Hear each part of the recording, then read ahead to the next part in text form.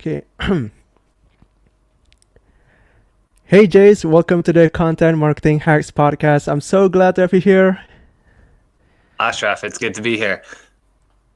Awesome. So before we get into the all this amazing stuff, I really want to know how why did you start why did you start podcasting? I mean, I know you have an Yeah. athlete background, but why choose podcasting afterwards?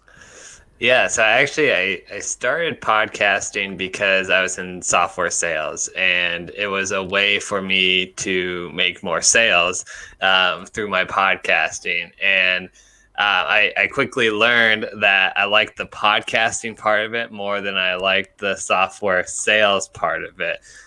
So I kind of leaned into that, and then my first ever podcast was just interviewing local businesses in the Sioux Falls, my local market, about what they do for their business, and then talking a little bit about software and processes and that kind of stuff.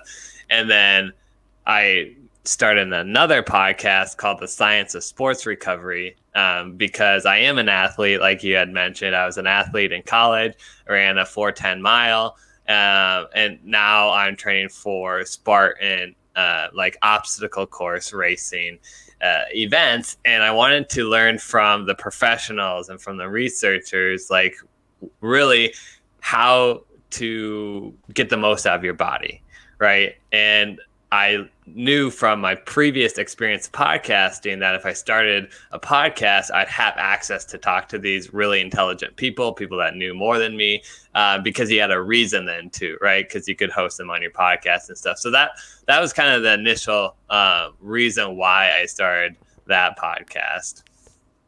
Wow. Okay, so that means you have three podcasts now. The one So I with have two software. now. Because I have How to Make Money Podcasting. That's the one that I started just a couple months ago, and then I have since stopped the local podcast here. Wow, that's powerful. And what happens to the first podcast? Did you do anything about it? Um, I'm not in software sales anymore. Oh, Yeah, so I'm full time podcast production, podcast editing, and that kind of stuff. So I transitioned from that local business type of podcast to more general, like just how to make money podcasting podcast, because then that facilitates kind of the growth of my new business. I see. So you have a company called Perfect My Podcast, and then you have a show about helping people how to make money from podcasts, right? Yeah. So you know, so did you why did you decide to help people in podcasting? I mean, you said that you create a podcast because you want to talk to experts, Yeah, yeah. but why did you decide to help a local business in podcasting? Yeah. So it's kind of a funny story how I got into the actual podcast production and editing part of this is when I started the Science of Sports Recovery podcast. Then I had two podcasts, and I was like, well, I didn't know any other podcaster. Like, I was just kind of off in my own little world doing this thing, figuring it out by myself. And, I had Yeah. marketing background and software background. So I knew my way around stuff. But I had never actually talked to anybody else that was doing it. So I had posted on Facebook in a few different groups and just asking people if I hosted a networking event specifically for podcasters, like just virtual, online, face to face, kind of meeting, would anybody come? And overnight, I had 300 people message me or comment on my Ooh. posts and stuff. So then I knew, like, okay, there's a podcasting community that's like thriving or thirsty for community, for actual community, not just like kind of forums and those kinds of stuff. So that's when I kind of delved into the podcasting community and started hosting these networking events twice a month, for podcasters just to kind of learn something from a speaker, and then to get together and talk about podcasting, the struggles, the benefits, the what's working, what's not afterwards. And so I've been doing that twice a month. And then as I got deeper into the podcasting community, that's when I realized there was a real need for the post-production part of it, the audio editing, video editing, image creation, marketing, those kinds of things. And then that's what I decided to serve. And then that led into the next podcast. So. Oh, so what I'm really amazed, you even created a virtual summit about podcast growth, and that was like a few months ago, right? And so so you help podcasters, and you even have a networking event for podcasters. So what kind of challenges that you face when helping podcasters, or maybe helping local business to start a podcast? What kind of challenges you face? Yeah, so there's several challenges that I think every podcaster kind of goes through, and it's a lot of mental stuff. There's kind of like mental, and then there's just like the lack of knowledge. So, and when I say like it's mental, it's like I'm afraid to get behind the mic because I don't like the sound of my voice, or I don't think that I am knowledgeable about a subject, but I actually am, or those kinds of things where I'm not good enough to do. Who am I to have a podcast on a certain subject? Those are the kind of mental barriers that a lot of people have. And that you just kind of got to work through, like, okay, you don't have to. The biggest one I see is, who am I to have a podcast on this subject? Because I'm not an expert. Mm-hmm. Well, all the podcasts that I've started this far, I haven't been an expert in when starting. I started them to learn from the experts, and then I just facilitate the conversation. And to your point about content marketing for this podcast, is you're learning and producing content for your potential audience, so it's kind of a win-win there anyways. So you don't have to be the expert. That's kind of the first mental shift that people need to get over. The second thing is just lack of knowledge on how to do things like audio editing, video editing, where to upload your podcast so it gets distributed on Apple Podcasts and Google Podcasts and Spotify and all those other little ones that nobody's heard about, and podcast website. Do you need one? How do you book a guest? All those little things. We can help with that, or otherwise our networking events really help with getting people comfortable with that and stuff. So that's just about knowledge. But the one thing I would say on that is people use the lack of knowledge as an excuse. They say, I don't know how to edit audio, so I'm not going to do a podcast, when a podcast could like really change their life, right? But they use that as an excuse. You can always find somebody to edit your audio. It's going to cost you a little bit of money, or you can learn it yourself. There's, different ways, and it's not that hard. Podcasting is not that hard. It's just a matter of actually doing it, being consistent, and, producing the content. All right, so two things: the mental barrier and the techie stuff. Okay, so how do you tell them to overcome these challenges?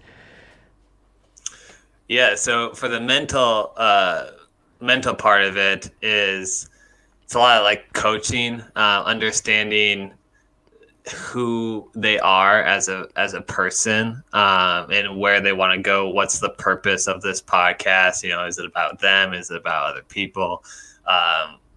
And that's gonna kind of dictate, like, are you gonna be able to move forward? Some people won't ever get past the mental hurdles of podcasting because they can't get past the sound of their voice, or and that's okay. Podcasting is not for everybody. You don't have to, just because like it's kind of on a very, steep incline as far as popularity and, trending, Mm-hmm. it doesn't mean you have to have a podcast. It can be beneficial, but if it doesn't fit your personality, that's okay. So that's the first thing we say, like, is a podcast right for you? And then if we do determine that it is, then it's starting to work through, okay, why don't you like the sound of your voice, or why don't you think you're good enough, or maybe just thinking of like they have a vision of their podcast or a vision of what podcasting is that's not actually true, right? Because if the barrier is, hey, I'm not an expert in this subject, like for me, sports recovery, like I'm not a physical therapist. I'm not an athletic trainer. I'm just an athlete here. So I know some of the lingo, but I didn't know how to put it together. So I didn't have to be the expert. But that wasn't a barrier for me because I knew I could interview the experts, right? So that's kind of the mental shift. And then for the technical side, it's just, you can learn anything you want through YouTube, Google, or some sort of course that's online. Right now, I don't sell any courses. I might potentially in the future, but like the information is out there for free, and you just got to go find it. If you want help finding that information, talk to somebody who's doing it. Like myself or yourself. Or any, if you know somebody who's podcasting and you want to do it, like just ask them, how do you edit the audio? Like, is it hard? Can you show me, what software do you use? That's kind of the first step. What software do you use? And then learn how to use the software. Those are, the two things that I would suggest. Yeah. About the podcaster that did not like their voice. I do find it funny that there's actually a lot of podcasters that hate their voice. I even asked the top podcasters, like Johnny Dumas and Jeremy's. I don't remember the name, but there are a lot of top podcasters that actually hate their voice. So I do think that it's natural to hate it. Because it sounds different to you. You hear your voice through the bones in your face, and obviously everybody else doesn't hear that. So then when it's actually recorded and you're hearing how it actually sounds, you've been living with a different voice, in your head this whole time than what's actually out there. But I will say it gets better as you listen to it. I don't listen to a lot of my own podcasts just because like I've already had the conversation, so I'm listening more for quality check than to actually enjoy listening to myself talk. But I would say as you record yourself, you get more comfortable with being recorded, being live, being in front of people and that kind of thing. Yeah, that's right. So Jase, I think we can get into the topic here. The topic is how to monetize your content. I have no right title yet. I haven't come up with the right title, so it's all about how to monetize your content. So since you are all about podcasting, you even have a company that's a production company for podcasting. So you might as well know a lot about this stuff, right? So I kind of want to know, how do you monetize your podcast? There are a ton of ways to monetize your podcast, and that's what my podcast, How to Make Money Podcasting, is all about, is interviewing podcasters who are doing that, what ways they're doing that. But I'll kind of break it down in a couple different avenues for your listeners for some takeaways here. The first way, and I would say the least thought of way that can be the most impactful, is if you have a company and you have a podcast. If you interview your ideal customers, you'll make sales that way. Even if nobody listens to your podcast, you'll make sales interviewing your ideal customer, because inevitably they'll either ask, what you do, what your podcast is about, who you serve, those kinds of things. They'll come up during the podcast as you're interviewing them or talking to them and say, yeah, we have, a service that does this or a product that does this. And they'll hear that and they'll be like, oh, I actually need that, or I could use that. Let's talk about that later. So that's where I made a lot of sales in my local business podcast, because I was just interviewing my ideal customer and I didn't really care if anybody listened to it or not. I was making sales through the interviews. Now, the caveat to this is the interview can't be a sales pitch, right? You can't go into the interview and say, hey, I want to be on my podcast, and then just asking them basically sales questions to try to close them, right? It has to be some sort of like, I want to highlight you to an audience that, is relevant to them, as well as, asking them, key questions on things that are going to trigger for you if they would be a good fit for your product, right? So if I was selling, podcast production services and I asked a podcaster, like, so do you do all your editing yourself, or do you, use somebody else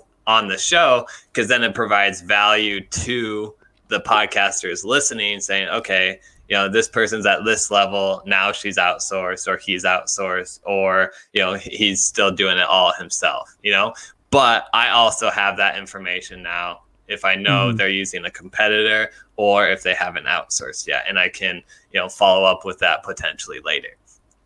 So that's the first way, is interview your ideal customers. The second way, most common way, or most commonly thought of, it's actually not the most common way, but the most commonly thought of is sponsorships. So you have a podcast, you have an audience, say like you have a craft beer podcast where you talk about craft beer or something. You could have a sponsor, about a beer sponsor potentially that's going to want to get in front of your ideal audience. They pay you for a 30 to 60 second slot on the podcast. That's a way to monetize kind of your podcast. That's probably the most thought of. It's also potentially one of the hardest to do, just because you have to, if you're a niche podcast. So I know of a lady, Heidi K. Begay on Flute 360 podcast. So shout out to her. She has a very niche podcast, right? It's for flutists, about how to be a flutist and teaching flutistness, about the instrument. What? Okay. What is that? The flute. So a flute is an instrument, like a trumpet or a trombone or a guitar. It's an instrument that you play. So it's about that. She gets a very good sponsor package based because she only talks to that niche audience, the people that play the flute. And so flute manufacturers want to be in front of that audience, right? So it's an easier sale for her.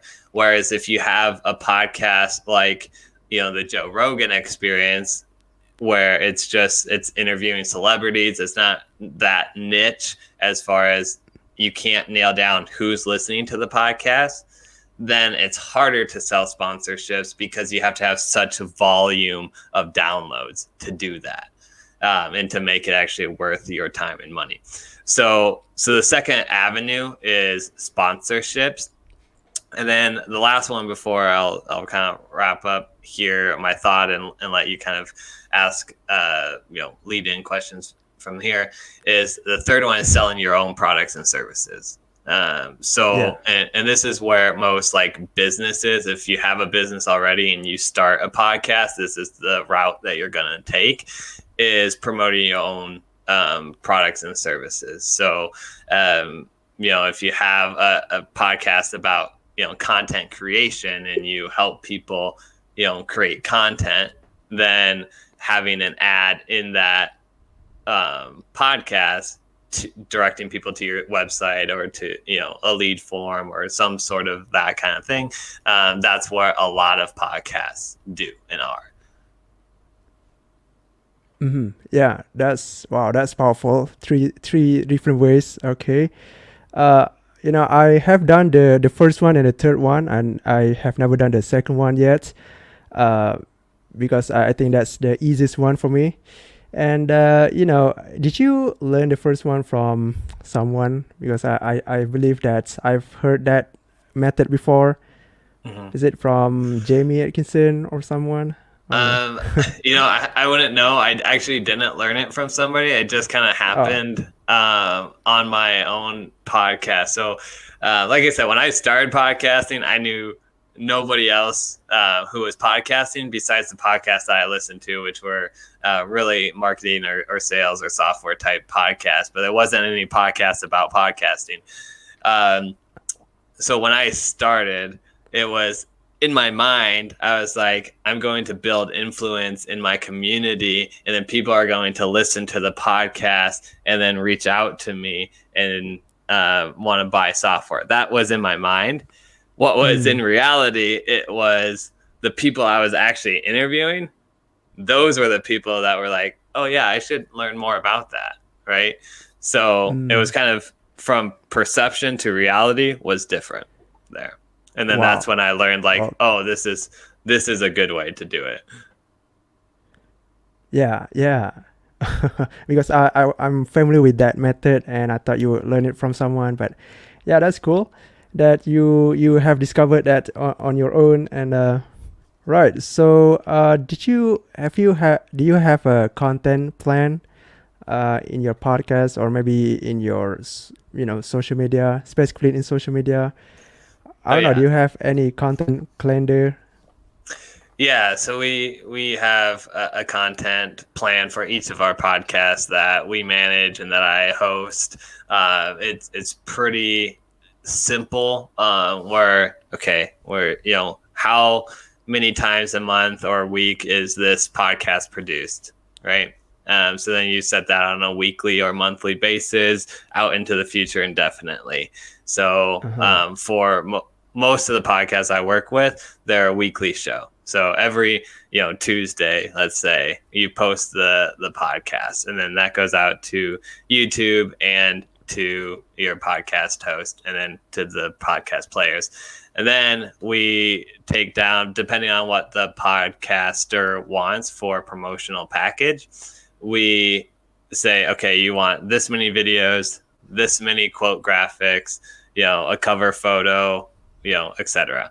And then Mm-hmm. we space that out over the week or the interval between each podcast. And then that's basically our content plan. So you'll see like Monday through Friday, here's what's posted on Monday, here's what's posted on Tuesday, here's what's posted on Thursday or Wednesday, etc. And then every time we get the podcast recorded and we have that audio video now our team knows what to like, how many videos to create, how many quotes, and etc. And then we just start posting. Wow, that's a awesome plan. There's too much work. I mean, for you, if you have a company, then that may be easy for you, right? But okay, that's cool. So back to the when you mentioned about there's not much podcast about podcasting. I'm curious about how I actually found out like four podcasts about podcasting. So it, how do you stand out from them? Mhm. What is unique about your podcast?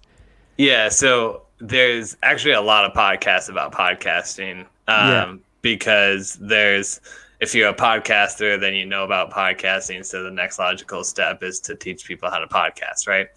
And Mm-hmm. there's a lot of people that will do editing services. There's a lot of podcasting like services out there. There's a lot of competition. What I found that was missing, and you should do this in any kind of market. If you're going to start a podcast, you should research the podcast in the market before you start a podcast. Um, there's two things that I noticed with this podcast. One was I just wanted to talk to podcasters anyways. So even if I was kind of like run of the mill, the same as every other podcasting podcast, I was like, it's going to be beneficial to me because I'm actually talking to podcasters, right? Yeah. So if nobody listened to it, I'm still getting benefit. That was number one. I was like, okay, so I'm going to do this anyways. Number two is, what are all the other podcasters doing in that space, in that niche? A lot of them are like either saying, here's how to podcast. It's kind of like a monologue of one person telling, here's how to set up this, here's how to do this, here's how to get a sponsor, here's how to do that. Or, two or three people talking, but it's always the same host, right? And then a lot of them are about the business type of podcast. And I'll tell you, it's a lot easier to monetize a podcast in the business services than it is in probably any other podcast. So I wanted to highlight podcasters outside and inside of the business niche and how they're actually creating podcasts. Because if I'm creating income from my podcast, how to make money podcasting, right? It's not as relatable to somebody who has, say, a flute podcast or a podcast about turtles or, an audio drama podcast or a health, vegan podcast. It's not as relatable, right? Yeah. So I wanted to highlight podcasters from all different industries and how they're making money doing that. So we've had people on from, kind of the gaming sci-fi niche to flute, to content creators, to just like powerful, inspiring stories, and everything in between. So we've had quite the variety, and they all make money a little bit differently, right? So we have the three that I told you earlier, but there's all these other different ways through like Patreon or through getting a speaking gig at a live event or a virtual event. And so I'm just exploring some of those different avenues with these other people that I haven't even done myself yet. So it's not coming necessarily from one man's perspective. It's coming from kind of a community of podcasters. And there might be an episode that resonates with you because it's closer to your niche. That's great. But there also might be something that's outside of your niche that you take and apply to your niche, and you could be the first one who's ever done it. So maybe your niche doesn't have any sort of like virtual conferences that you can speak at. And you're like, hey, that's cool. Why don't I start my own virtual conference? Right. Yeah. So it's like trying to take the variety of industries and then apply it to your own. Yeah, that's cool. I actually, thought when you mentioned about virtual summit, I actually was planning to create a virtual summit about podcast monetization, but that it's going to be cool. So wait.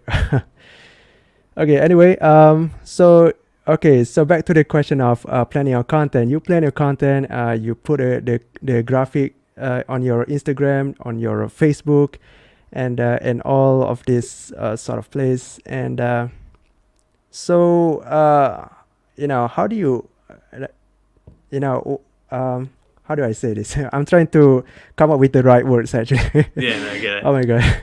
Yeah. Okay. So I saw your podcast. You have a lot of episode about you talk about Pinterest ad. You talk about how this 1% made like 180 grand per year, right? And all sort of different kinds of monetization. So how do you plan to monetize the audience? Did you use that podcast to monetize the guests, as you said before, that you have your way to sell your production? Yeah, the company. Yeah. Yeah, so there's a few different ways, and kind of the first three that I had mentioned are my plan for this podcast, right? So it's one, monetizing the guests.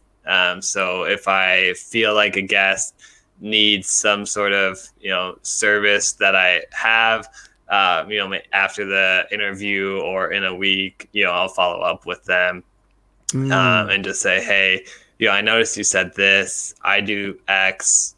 Like, would it make sense to have a conversation to see if it's a good fit, see if I can help you out?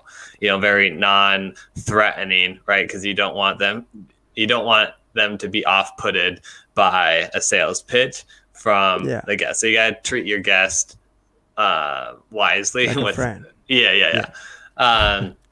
And then the second part is sponsorships. So I've sold a sponsorship that was kind of correlated with the virtual event that I hosted, and then they got a spot on my podcast for a while as well.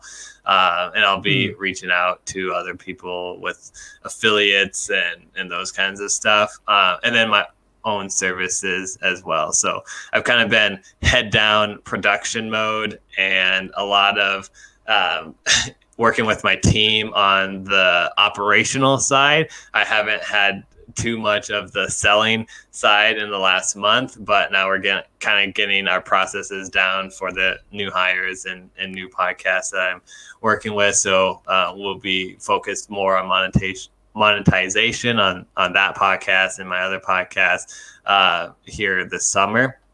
mm. But those will be the three ways: through guests, through my own services, and then through sponsorships. But the thing you got to think about on any of your content is like what levels of engagement can people have with you, and then how do you track that into a potential sell, right? So there's some people out here that are going to listen to this that have maybe a $5, $10, $50 product, and it doesn't take a lot of warming up to sell that product because it's very low risk as far as monetary value.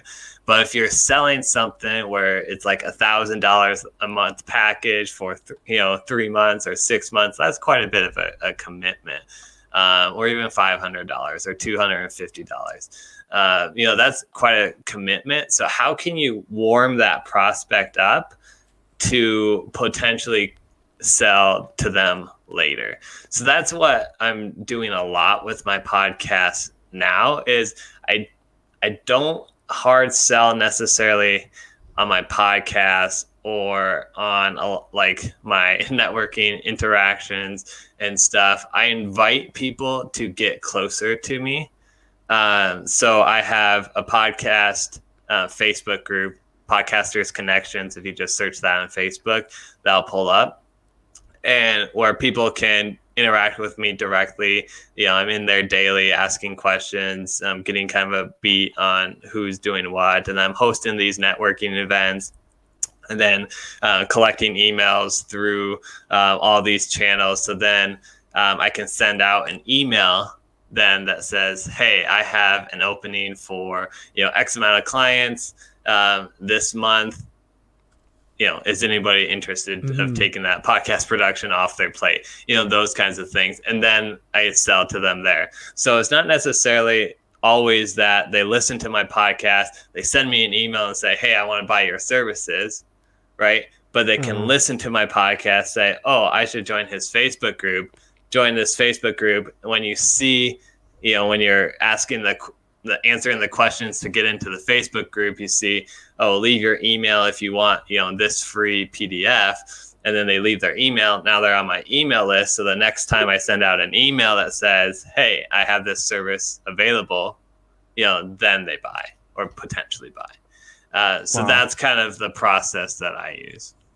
Wow, that is so smart actually. Because first you get the person to join your community, and the second one you get the email address. So yeah, that's a smart move. Yeah. So Are you familiar with Pat Flynn? yeah, yeah. So he has this book Uh, called Superfans, and Yep. How most people think of sales is kind of a top of the funnel is the widest, and then the bottom of the funnel is like the smallest. So, meaning that you have a bunch of people who know you, and then a very small of people that actually buy from you, right? So it's big up here, and then small down there when they actually get to buy. If you can picture it as like an upside down pyramid. Now he takes that from the opposite approach, where is you're building up the levels. So I'm going to try to explain this without a visual, which is going to be hard. But if you imagine like a triangle, Okay, and you so it's have like a triangle. yeah, you have your triangle, Okay. and then you have the big base at the bottom. Yeah. That's anybody who knows Yeah. your name or your business name, they go into that bottom of the triangle, right? And then the top of the All right. triangle, that's the person that loves your brand, shares your brand, tells everybody about your brand. If somebody mentions like podcast editing services, if somebody would say, hey, I need to find a podcast editor, they would actively tell that person to go check you out. That's called a super fan, right? So and that is the most powerful marketing piece that you could ever have. So with my content, I move people up that pyramid to get to the super fans.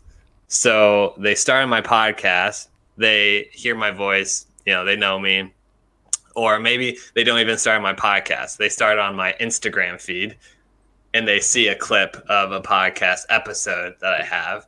Okay, now they know that my company, my being exists. If they click onto that podcast and they go listen to the podcast, now they hear my voice for 20 minutes. So now they have maybe the next time they see Perfect My Podcast, they're like, oh, that's Jase's company.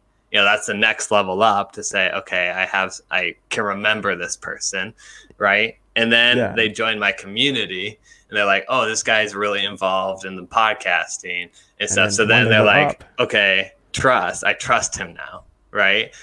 They keep listening to my podcast. They interact with me. They do a one-on-one. I do lunches, virtual lunches. I just have lunch with podcasters. They can schedule that through several different areas that I have online. And then, so maybe they have lunch with me. Now they know me. They know what I'm about. They know my mission. Now they're a super fan. So it's moving people up there. And then those are the super fans are going to be the people that sell for you as well. So that's the goal of content, basically. Yeah, that's powerful. I actually learned that kind of triangle, but not from Pat Flynn. I learned that from Johnny Numerous, but it's the same kind of that. It's basically like how to take someone from stranger to fans, to being a fan. So that's a great perspective from Pat Flynn. Love that.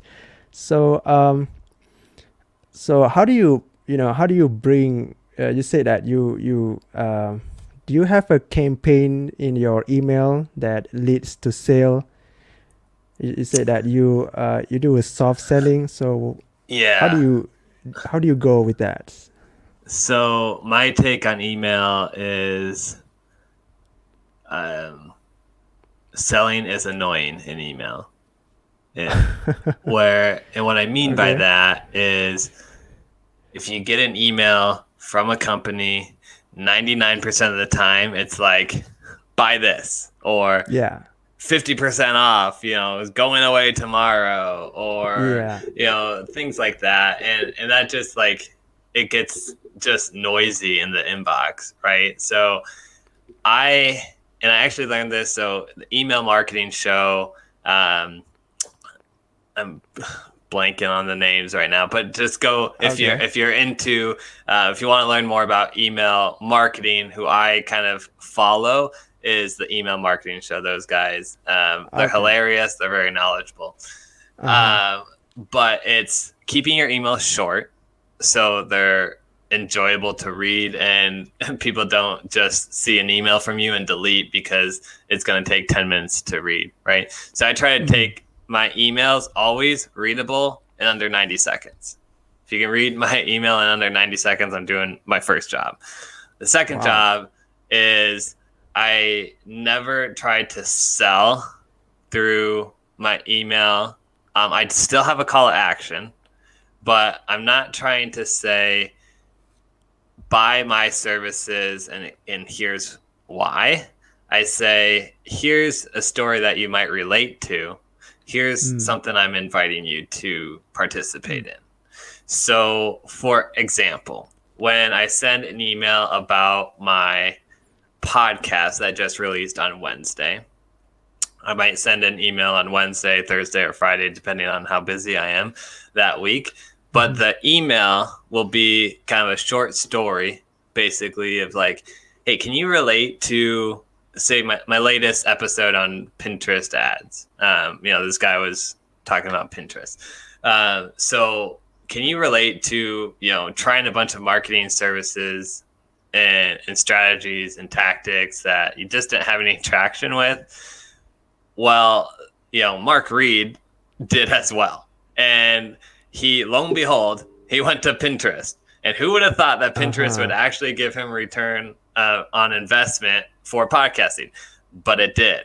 And he tells his whole story in this podcast. So if you're at the point where like you need another strategy or you're interested in Pinterest ads, like this is the podcast for you. You can listen to it here, basically, and then it takes them to a link where they can listen to it. So it's really short and a powerful message that somebody can relate to, rather than just saying, hey there, I released another podcast episode. This is what it's about, and blah blah Mm. blah. Look at me, look at me, look at me. Make it about them. And Mm-hmm. then the last thing that I do is in my signature, I have different links where people can connect with me more. So I have a link to join my Facebook group. So if you're not in my Facebook group, you can go join that. I have a link to all my social medias, to my website. I'm about to put in a link that says, schedule a lunch with me, where I'm doing these lunches with 4 podcasters at a time every day, because I eat lunch by myself, so I might as well eat it with other people virtually. Oh wow. So, just things like that. You have a That, lunch. what was that? You have a virtual lunch with your Yeah, group virtual members. lunch. That's awesome. So people just log in, and it's like this. Sometimes we do video, sometimes we don't, depending on what we're eating. Okay. um, Okay. Maybe that can work for for UK or US people, because if they are from Asia, then it's hard to have lunch with you. yeah, that would be hard because of the timing, right? But Yeah. that's right for me because of my audience, right? It might not be right for everybody.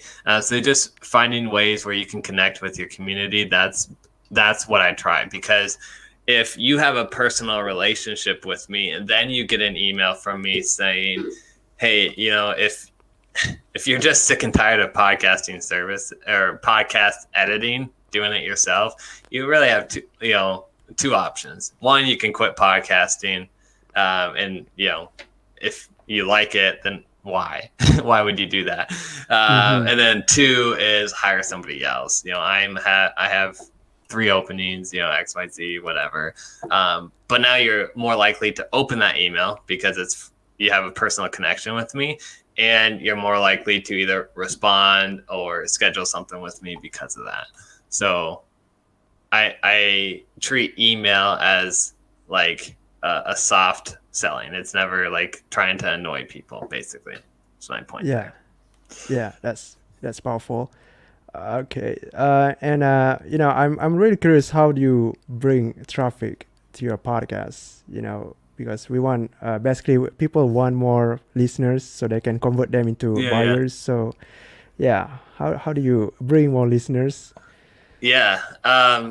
Man, there's several ways, and it's hard to put blanket statements Uh-huh. on what your for any podcast, because every podcast is different, because every audience is different, right? Yeah. My podcasting podcast has a way different audience than my science of sports recovery podcast. So like most athletes, fitness, like there's a high fitness culture on Instagram. So I do a lot of my promoting of that podcast, the science of sports recovery, on Instagram, where there's more of a business culture on LinkedIn. So I do most of my podcast promotion on LinkedIn. And then I mean, we could talk for days about promoting your podcast. But would you want to go down the free route or like the paid route? Okay, how about the free route only? Okay. So the free route, there's the obviously posting stuff on social. So creating at least one piece of content from the podcast that you already done, and posting like a short video or image daily, right? Because then you're seeing daily. What is actually, daily, because you're getting, one, more practice at creating content, which is going to, just make you a better content creator. But two is not everybody logs into LinkedIn or Instagram every single day, so there's a fear about producing too much content, because then you'll become like this spammy guy or whatever. That's kind of the perception of it. But in reality, you're the only one that sees all of your content, right? So I like with my one podcast, Science of Sports Recovery podcast, we have a 45-minute episode. And then I take that into 3 different quote graphics, 5 different videos, and then 2 stories and an episode cover. So you're talking 7, 10, 11, plus YouTube and podcast. So like 12 different pieces of content that go on Instagram, LinkedIn, Facebook, Pinterest. They can go on all those. That seems like a lot, right? That's like 40 different places that you're posting content over the course of a week. And sometimes it's more than that. But I'm the only one that sees all that, right? If somebody's using Pinterest, that could be their go-to social media, and they don't ever see me on LinkedIn, Instagram, or Facebook. Vice versa on all those other ones. The other thing is they might just log in once a week. They might log in twice a week, So it seems like a lot more than what people are actually seeing on that. So that's why I say to do it daily. You're going to get better traction. You know what works. So that's the producing content strategy, posting on social. The other free way is utilizing your guests. So you have a guest on the show today, right? Treating that guest in a way that they're going to share it is going to give you by far the best free traffic to your podcast, because if they share it on their social medias, then you're getting their audience. And as long as you don't have a huge overlap, which most people don't, of audiences, you're going to attract new people to your podcast.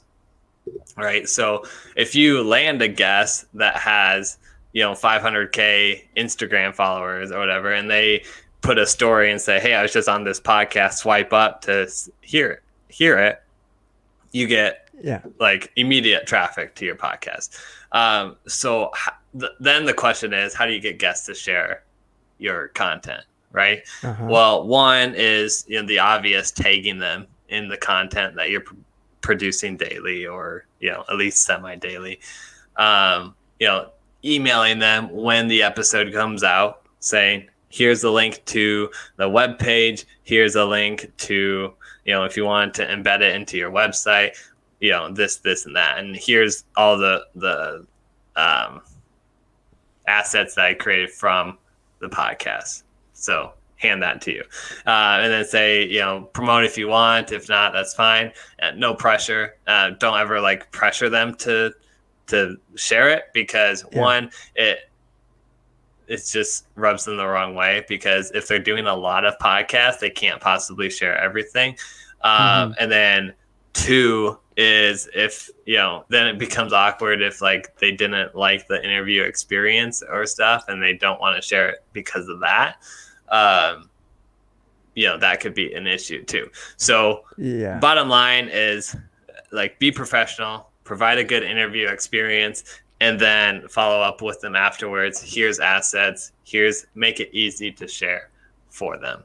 So those, I would say those are probably the two biggest ways for free, unless if you can like get speaking gigs and that kind of stuff, like speak on stage places, or do collaborations, where I know I haven't ever done it myself, but I know podcasters that will say like, here, put this ad in your podcast and I'll put an ad for your podcast in my podcast.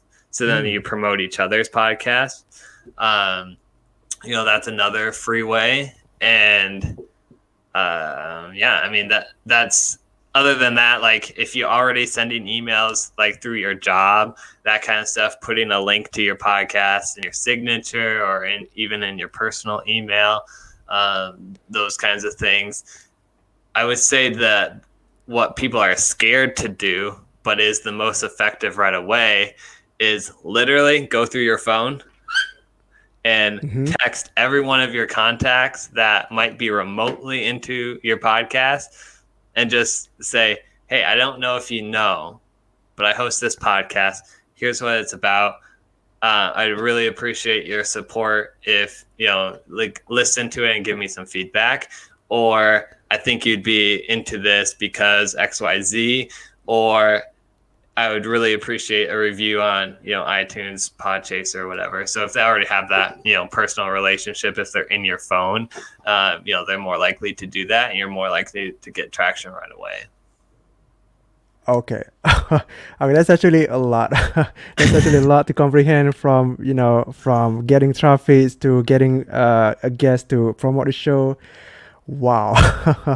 Okay, I'm trying to, brainstorm everything right here. Okay, that's a lot. I like the point about getting the guest experience to be, to be good, so that they share it to the audience. Yeah, that's new for me. How do you make it good? How do you make the experience really good? Yeah. So it starts from the initial reach out, right? So you're reaching out to a guest. That's step one. And many people are afraid to actually do that. So they're just people. They put their pants on the same way you do every morning. So, just, and it's, you got to remember that it's an honor to be asked to be on a podcast, right? Because then that's like a sign of respect. Like, hey, I respect you enough that I want your knowledge on my podcast, right? So if you get into that mindset, it's easier to ask. But there's a way to ask that will get you more yeses than no's. One is you DM them on social media. That's where I get my best response, is social media. So find which social media they're most active on, and if you kind of listen to some podcasts or videos or blogs that they've written, they'll likely have a theme like follow me here, follow me there, that will tell you where they're most active on. And then just send them a message saying, hey, I host, this XYZ podcast. I'd love to feature you as a guest. Not I'd love to have you as a guest, but love to feature. That word's important, because then it's like, hey, I'm promoting you to my audience, right? So I'd love to feature you as a guest to my audience of blank. So if you have a niche audience, say, in my audience of amateur athletes that are looking to go pro.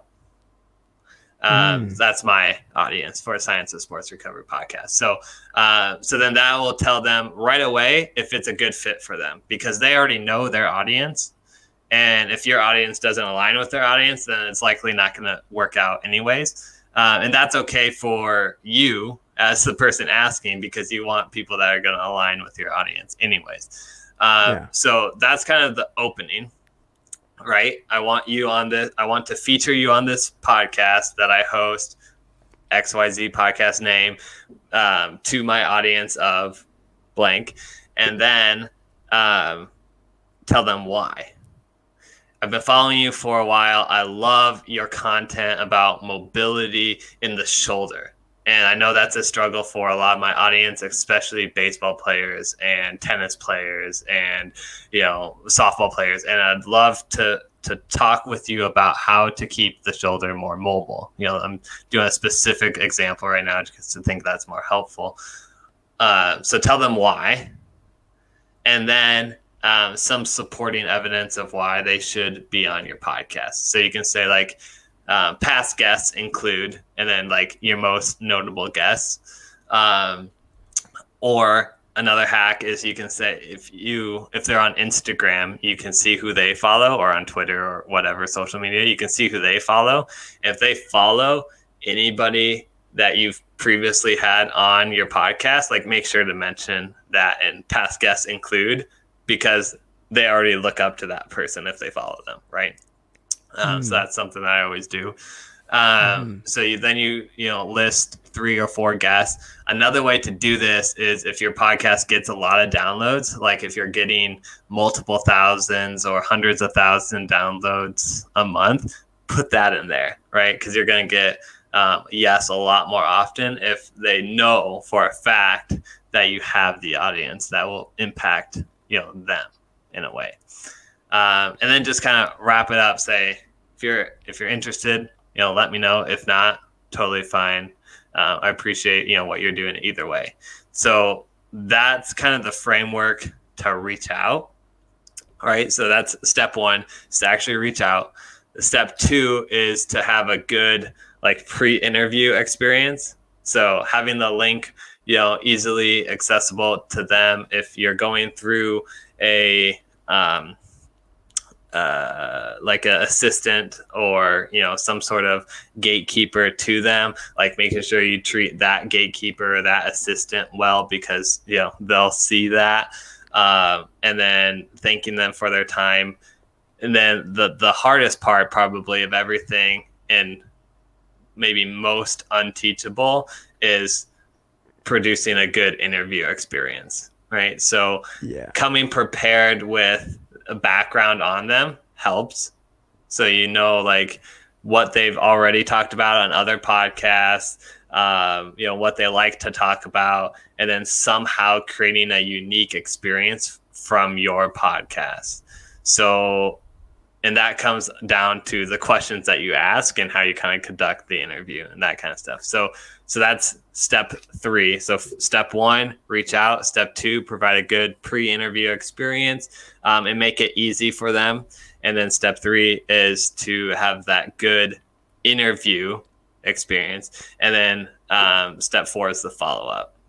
So follow up right afterwards. Send them a gift, or a thank you card, because that's just nobody does that. Nobody sends thank you cards or gifts anymore.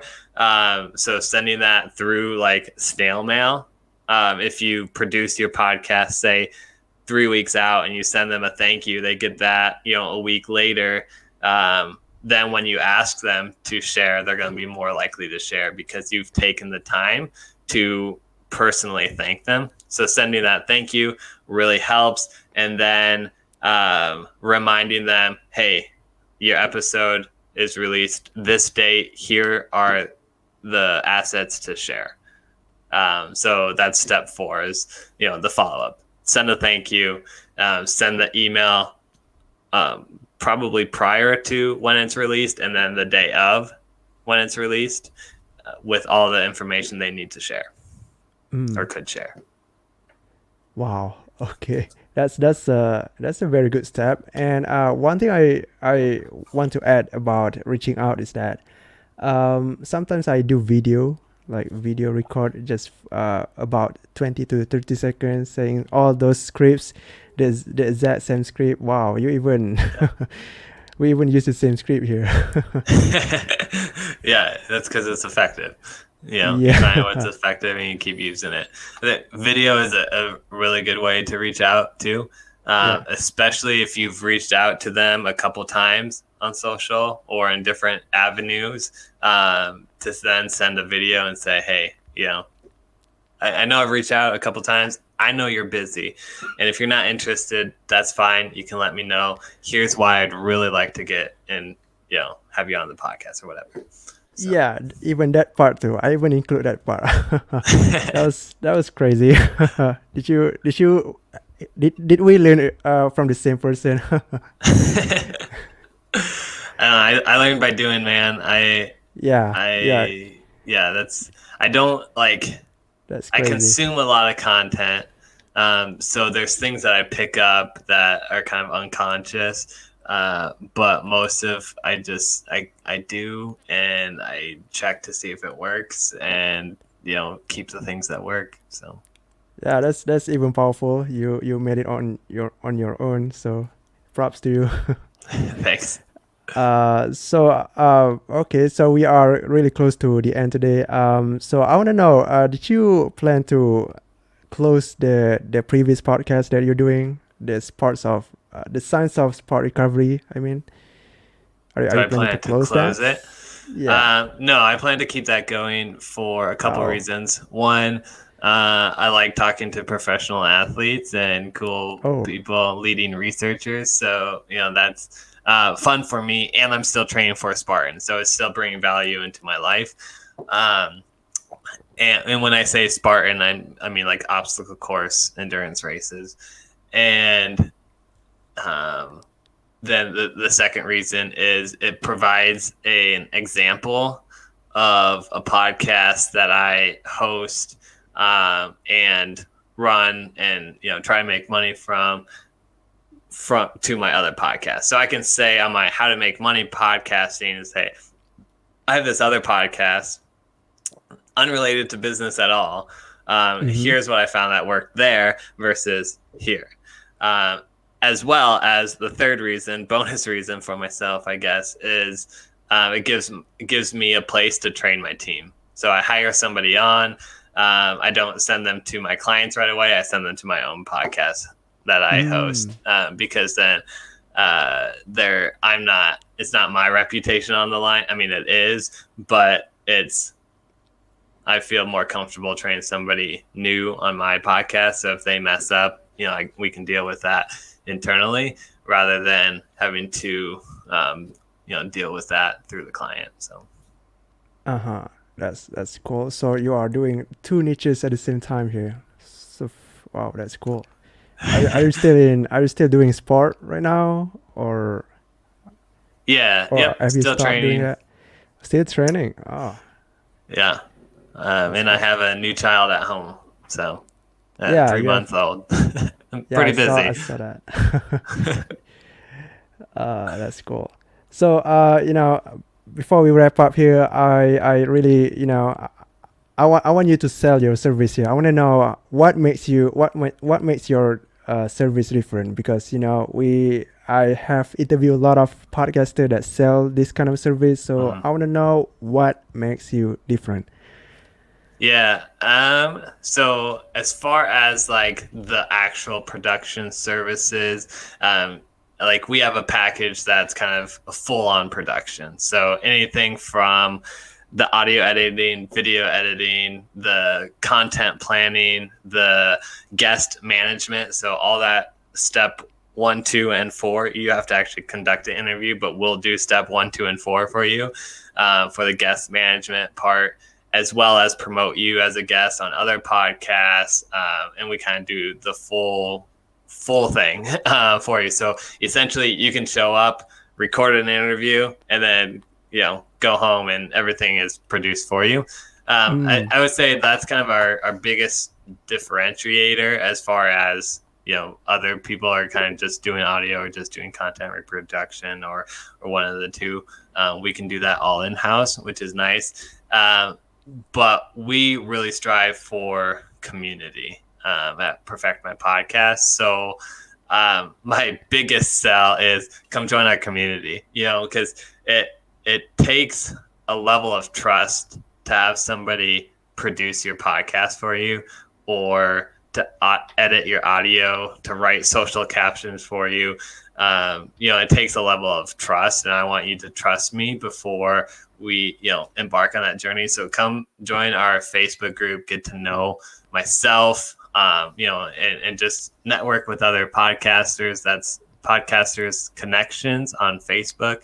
You can go to facebook.com/groups/podcasters connections and find that. And then we host networking events through that twice a month. So that would be my biggest thing is that. And we're just starting, probably it's coming down the pipe. I shouldn't say just starting, because it's probably a couple months down the road here. But having kind of an internal mastermind with our own clients. So some sort of like group coaching or mastermind that will be exclusive to us if you do editing services or production services with us. So trying to add that extra level of community onto the podcast production.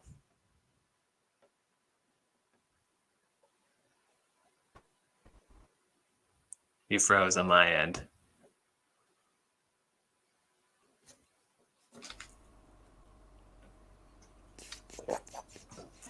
Oh, now you're back.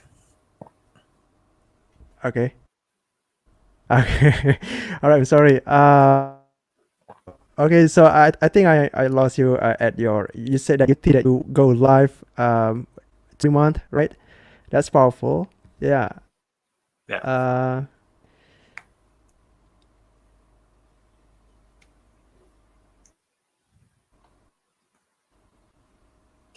Oh, you're frozen again. Hello. Are you I getting can me? hear you. Can you hear me? Okay. Cool. All right. So yeah, I can hear you. Okay. Yeah, I can hear you. Yeah. Okay. So what's your final takeaway that our listeners can really get from our chat here? Final takeaway, man. I mean, we covered so much that I would say like the biggest mistake people Yeah. make is Yeah. with the podcast guests, right? It's not treating their guests in a way that's going to make them want to share the podcast, because that will be the biggest free opportunity for you to grow and expand your podcast is through your guests. So, doing everything you can to make their experience the best will grow your podcast. Mm-hmm. So you're saying the mistake with the guest is not growing a podcast? Is that what you mean? What was that? Do you mean the mistake? Do you mean the mistakes that podcasters make with the guest is not growing the podcast? The mistake. I didn't get that. Yeah, the mistake that podcasters make is not treating their guests in a way that's gonna make the guests want to share the podcast. So, not doing those 4 steps that we talked about. That's the biggest mistake I see people make. Wow, that's awesome. All right, so all right, Jase, thank you for sharing your ideas and insights with us. Really happy to have you here. And for the listeners, I'll catch you another time.